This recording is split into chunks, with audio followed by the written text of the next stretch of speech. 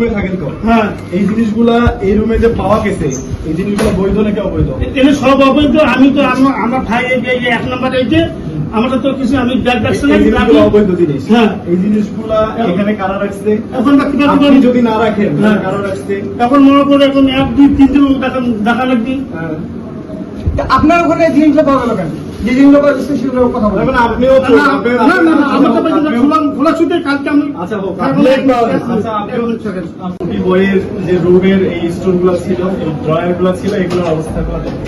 এনাদের এখানে কি পরিমাণ অবৈধ জিনিস যেগুলা সাধারণ রোগীরা নিয়ে আসে অথবা হাসপাতাল থেকে সাপ্লাই থাকে, এই জিনিসগুলা এনারা সাধারণ রোগীদেরকে দেয় না অথবা হাসপাতাল থেকে নিয়ে বাইরে বিক্রি করে দেয়। দেখেন অবস্থাগুলো দেখেন, মানে পুরা বক্সের সেট, পুরা ইউরিন ব্যাগ, এখানে হাজার হাজার ব্লেড, হাজার হাজার ওষুধ, হাজার হাজার গ্লাভস, এখানে অ্যানেস্থেটিক এজেন্ট গুলো দেখেন 10 পিস